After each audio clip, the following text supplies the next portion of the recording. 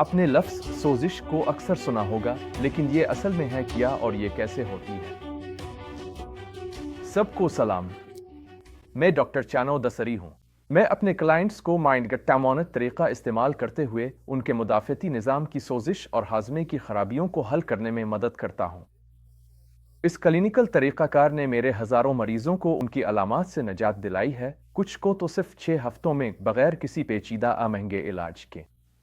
इस वीडियो में मैं आपको सोजिश के 3 बड़े रास्ते दिखाऊंगा जो रेमिटॉयड आर्थराइटिस की अलामात को मजीद खराब करते हैं।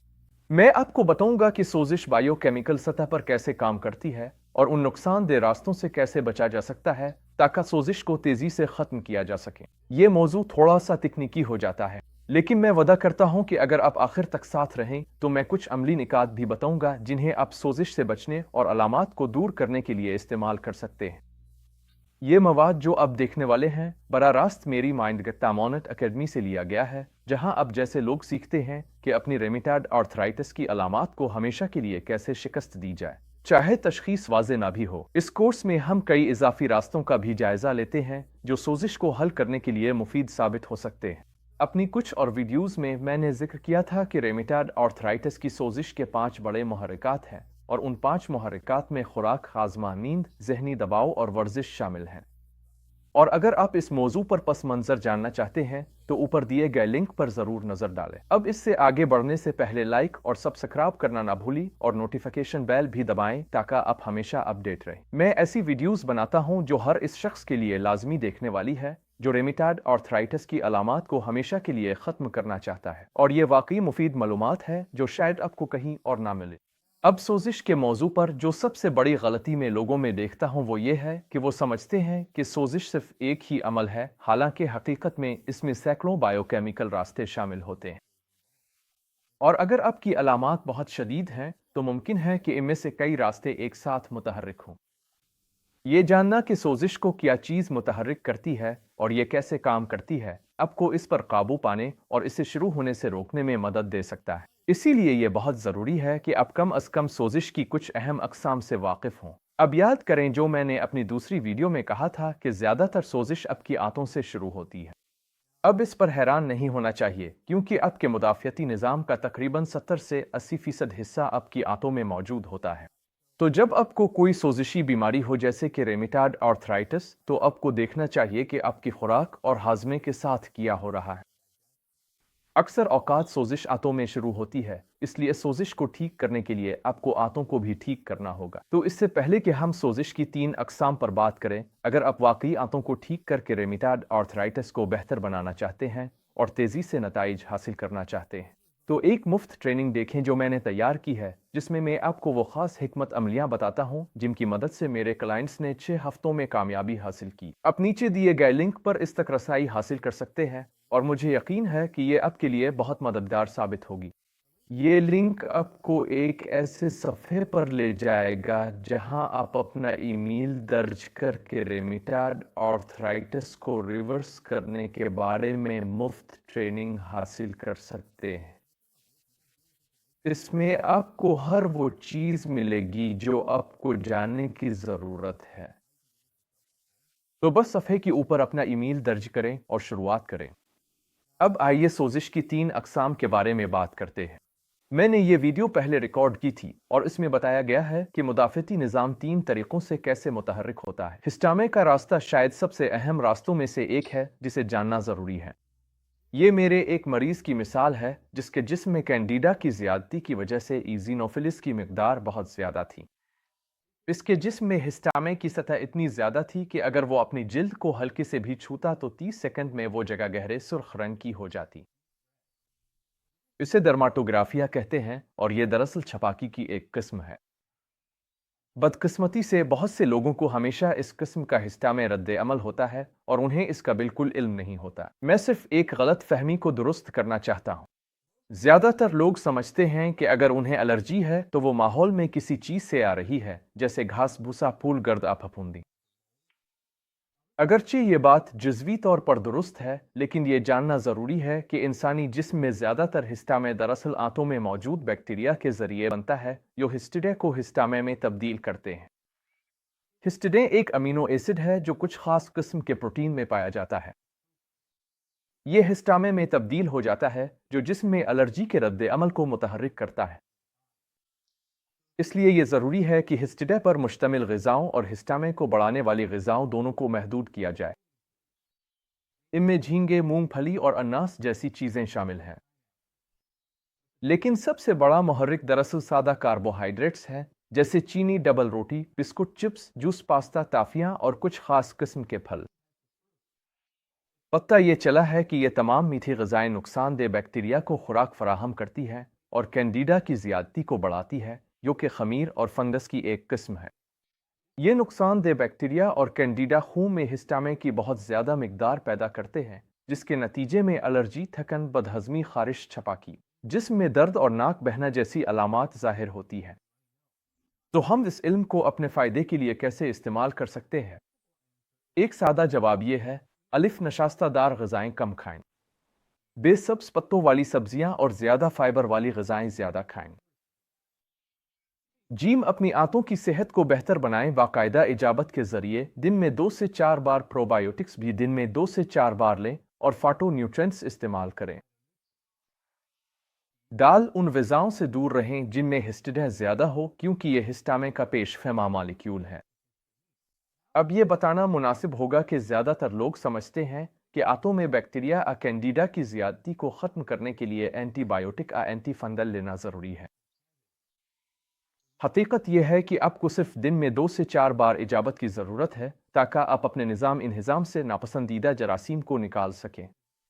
फिर आप दिन में 2 से 4 बार प्रोबायोटिक्स के ज़रिए निज़ाम को दोबारा आबाद कर सकते हैं। अगर आप ये तरीक़ा अपनाते हैं तो एंटीबायोटिक्स और एंटीफिंगल्स की शाज़ व नादिर ही ज़रूरत पेश आती है।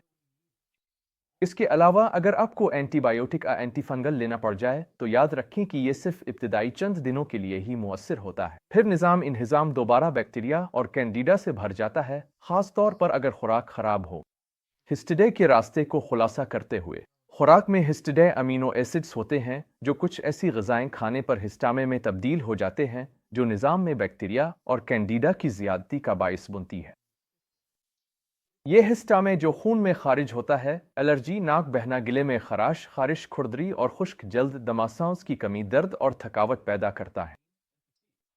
अच्छा, अब हम आगे बढ़ते हैं। यह है एरिकिडविक एसिड का रास्ता। तमाम जानवरों के खलियों की झिल्ली में चिकनाई और कोलेस्ट्रोल होता है जो हमारे जिस्म में एरिकिडविक एसिड और साइटोकिन्स में तब्दील होकर सोजिश पैदा करते हैं। यह तमाम जानवरों से हासिल शुदा मसनूआत में एरिकिडविक एसिड होता है, नहीं सिर्फ गोश्त और चिकनाई वाले दूध की मसनूआत में। याद रखें, एरिकिडविक एसिड प्रोटीन वाले हिस्से से नहीं आता। यह खलिए की दीवार में मौजूद चिकनाई और कोलेस्ट्रोल से आता है। मिसाल के तौर पर अंडे की सफ़ेदी खालिस प्रोटीन है, इसलिए इसमें एरिकिडविक एसिड नहीं होता। समंदरी और गाय के कोलेजन में भी एरिकिडविक एसिड नहीं होता। चिकनाई से पाक दही और यखनी इसकी मजीद मिसालें हैं। लेकिन सुर्ख गोश्त जैसी चीज़ों में बहुत ज़्यादा चिकनाई और कोलेस्ट्रोल होता है, इसलिए इसमें एरिकिडविक एसिड की पैदावार ख़ास तौर पर नुकसानदेह है। लेकिन बदकिस्मती से सफ़ेद गोश्त, मुर्गी और मछली में भी खासी मिकदार में यह पाया जाता है, क्योंकि इनमें लिपिड कोलेस्ट्रोल मौजूद होता है। इसी वजह से गोश्त और दूध की मिकदार को महदूद करना सोजिश में बेहतरी लाता है। अब मैं नमक के रास्ते के बारे में बात करना चाहता हूँ। तो बात यह है, हर कोई जानता है कि जब वो ज़्यादा मिकदार में नमक खाते हैं तो अगले दिन बहुत ज़्यादा फूला हुआ और सोजिश ज़्यादा महसूस करते हैं। ये ख़ास तौर पर इस वक्त ज़्यादा नुकसानदेह है जब आपको कोई सोजिशी बीमारी हो, क्योंकि नमक जिस्म में दर्द की मिकदार भी बढ़ा देता है। ये कोई इत्तेफाक नहीं है।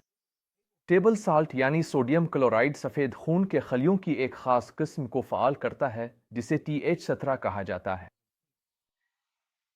ये मुदाफ़ियती खलिये एक रास्ता फ़ाल करते हैं जिसे SGK1 कहा जाता है, जो खुदकार मुदाफ़ियती बीमारी और सोजिश का बाइस बनता है। इसीलिए अगर आपको किसी भी किस्म की मुदाफ़ियती, सोजिशी या हाज़मे की बीमारी है तो नमक से मुकम्मल तौर पर परहेज़ करना ज़रूरी है। अब ये भी याद रखें कि नमक बहुत सी ऐसी ग़िज़ाओं में भी होता है जिनके बारे में हम सोचते भी नहीं। ज़्यादातर पैक शुदा ग़िज़ाएँ मीठे बेकरी की अशिया और सॉसेज में सोडियम की बड़ी मिकदार होती है, और ये बात मुझे वाकई हैरान कुन लगी। चिकन में भी बहुत ज़्यादा सोडियम होता है क्योंकि इसमें हक़्क़ता नमकीन पानी इंजेक्ट किया जाता है। कभी कभार इस नमकीन पानी का वज़न असल गोश्त के वज़न का 30% तक होता है। इसलिए ध्यान दें, आप अनजाने में अपनी हालत को मज़ीद ख़राब कर सकते हैं सिर्फ इसलिए कि आप कुछ ऐसा खा रहे हैं जिसके बारे में आपको लगता है कि इसमें नमक नहीं है, लेकिन हकीकत में होता है। अगर आप सोच रहे हैं कि एक अच्छा हद किया है, तो तारीफी तौर पर बहुत से लोगों ने 2 ग्राम यानी 2000 मिलीग्राम कहा है, लेकिन मेरे ख्याल में यह भी ज़्यादा है। मेरे ख्याल में आप 1 ग्राम से कम यहाँ तक के आधा ग्राम यानी 500 मिलीग्राम पर रहें तो ज़्यादा बेहतर है। और मैं ये इसलिए कहता हूँ कि जिस्म के पास आम खाने से नमक निकालने के अपने तरीक़े मौजूद हैं। याद रखें, चंद सौ साल पहले तक जब गोश्त को महफूज करने के लिए नमक दरियाफ्त हुआ और नमक की तिजारत शुरू हुई, इंसानों ने कभी भी अपने खाने में नमक नहीं डाला था। ये भी सामने आया है कि बहुत सी सोजिश और मुदाफ़ती बीमारियां उन ममालिक और इलाकों में ज़्यादा आम थी जहां लोग ज़्यादा मिकदार में नमक इस्तेमाल करते हैं। मेरे ख्याल में TNF-अल्फ़ा और IL-6 सबसे अहम में से हैं। जब भी जिस्म में सोजिश के लिए कोई मुहर्रिक होता है, तो जिस्म के पास ये इंतखाब होता है कि वो इससे मुनासिब तरीके से निमटे या गैर मुअस्सिर अंदाज में। अगर मुदाफ़ती निज़ाम ये फैसला करे कि वो गैर मददगार तरीके से रद्द अमल देगा, तो जिस्म ऐसी सोजिश पैदा करेगा जो अपनी ही बाफ्तों पर हमला करेगी। IL-6 और TNF-अल्फ़ा वो खलियाती सिग्नलिंग मॉलिक्यूल्स हैं जिन्हें आप खून में माप सकते हैं, और ये पेश गोई करते हैं कि आया जिस्म का रद्द अमल गैर सेहतमंद होगा या सेहतमंद। दरहकीकत ये साइटोकाइनेस बहुत सी दायमी बीमारियों में शामिल होते हैं। IL-6 और TNF-अल्फ़ा को सबसे ज़्यादा मुतहर्रिक करने वाली चीज़ों में से एक ग़िज़ा में चिकनाई है, ख़ास तौर पर जानवरों की चिकनाई, ख़ास तौर पर सुर्ख गोश्त, लेकिन अमूमी तौर पर गोश्त, मक्खन, दूध और पनीर भी मसाइल पैदा करते हैं। वो लोग जिनके IL-6 और TNF-अल्फ़ा की सतह सबसे कम होती है, वो फाटोन्यूट्रिएंट वाली ग़िज़ा अपनाते हैं जिसमें बहुत सारी सेहतमंद सब्जियां और सेहतमंद चिकनाइयाँ जैसे जैतून का तेल शामिल होती है।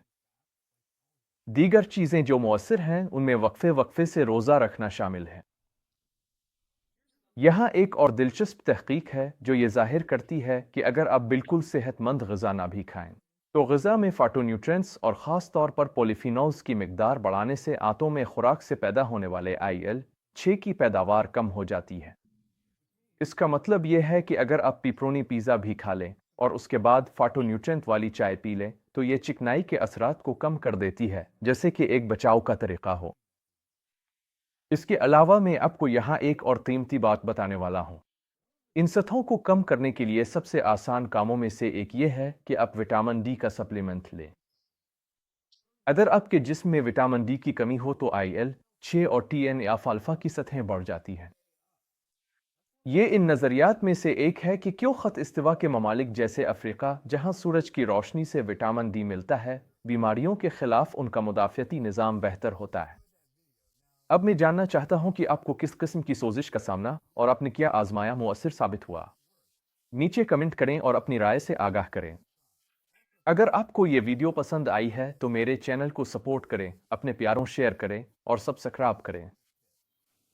आप मुझे सोशल मीडिया पर भी फॉलो कर सकते हैं। हमेशा की तरह ये हैं डॉक्टर चानो दसरी माइंड गट्टा मॉनेट क्लिनिक के साथ, और मैं आपसे अगली बार मिलूंगा।